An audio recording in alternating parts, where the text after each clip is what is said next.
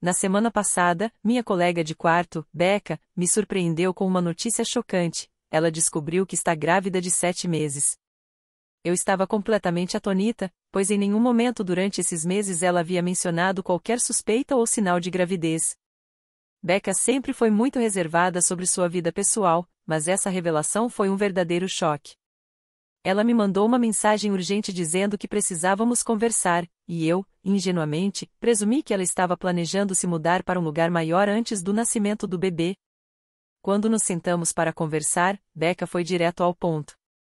Ela me disse que eu precisava me mudar imediatamente para que ela pudesse transformar meu quarto em um berçário e preparar o espaço para o pai do bebê se mudar.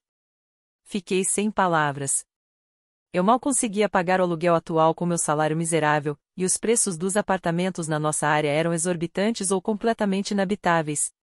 A ideia de me mudar agora, sem qualquer planejamento ou recursos, era simplesmente impossível para mim. Tentei explicar minha situação para Becca, mas ela não quis ouvir. Ela ficou furiosa, acusando-me de arruinar sua experiência de maternidade ao não permitir que sua família se reunisse. Eu estava presa em um contrato de aluguel até o final do ano e não tinha a menor intenção de rescindi-lo. Disse a ela que, se ela realmente quisesse sua pequena família junta, ela deveria ser a pessoa a se mudar, e eu encontraria alguém para dividir o aluguel. A reação dela foi devastadora. Becca começou a chorar incontrolavelmente, e o pai do bebê, que eu nunca tinha visto antes, apareceu para consolá-la, exigindo que eu saísse do caminho deles. A tensão no apartamento era palpável, e eu sabia que essa situação estava longe de ser resolvida. A tensão no apartamento atingiu seu ápice naquela noite. Becca, ainda soluçando, começou a gritar comigo, acusando-me de ser egoísta e insensível.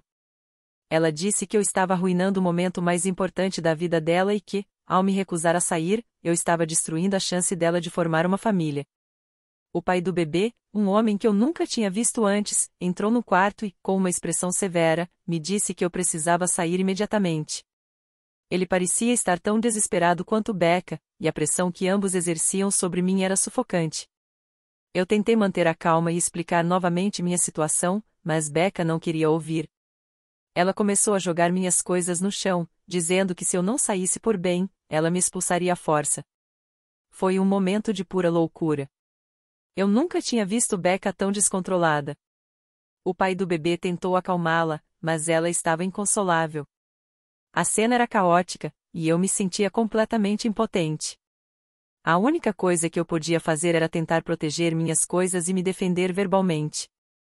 A situação se tornou ainda mais tensa quando Becca, em um acesso de raiva, revelou que o pai do bebê era casado e que ele estava arriscando tudo para estar com ela. Isso adicionou uma camada de complexidade e desespero à situação. Eu não sabia como reagir a essa nova informação. A revelação de que o pai do bebê estava traindo sua esposa para estar com Becca me deixou ainda mais perplexa. A pressão para que eu saísse do apartamento aumentou, e eu me vi em um dilema moral e emocional, sem saber como proceder. Naquela noite, depois do confronto explosivo, eu estava exausta e emocionalmente drenada. Tentei me acalmar e dormir, mas o ambiente no apartamento estava carregado de tensão. Foi então que, no meio da madrugada, ouvi um choro estranho vindo do quarto de Becca. O som era agudo e desesperado, diferente de qualquer coisa que eu já tivesse ouvido antes. Minha curiosidade e preocupação me levaram a sair da cama e ir até o quarto dela para investigar. Ao abrir a porta do quarto de Becca, me deparei com uma cena que jamais poderia ter imaginado.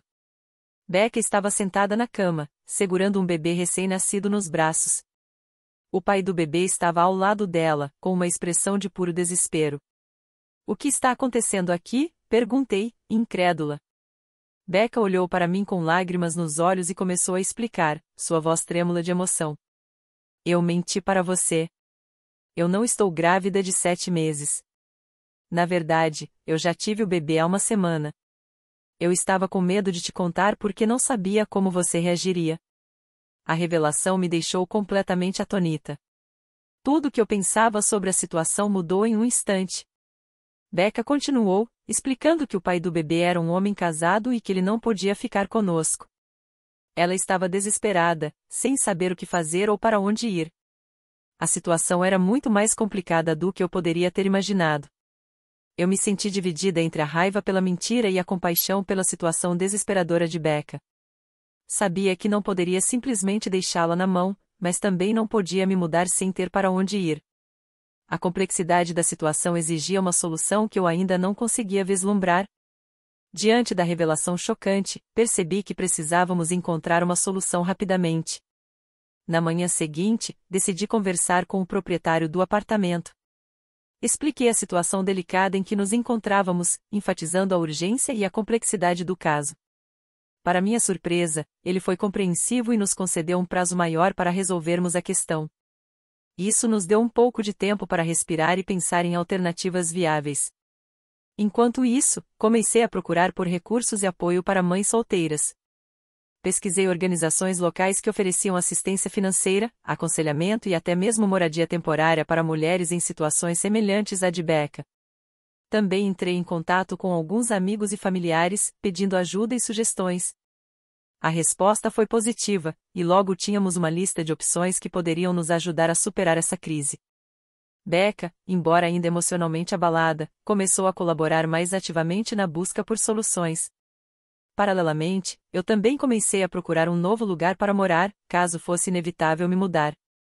Visitei alguns apartamentos e conversei com possíveis colegas de quarto. A situação ainda era difícil, mas pelo menos agora tínhamos um plano de ação. Becca e eu passamos a trabalhar juntas, dividindo tarefas e responsabilidades.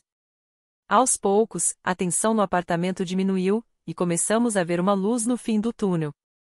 A experiência estava nos forçando a enfrentar nossos medos e a encontrar força em meio ao caos, mas eu sabia que ainda havia um longo caminho pela frente. Depois de semanas de busca incessante e noites mal dormidas, finalmente encontramos uma solução que parecia funcionar para ambas. Conseguimos um apartamento temporário para Becca através de uma organização de apoio a mães solteiras.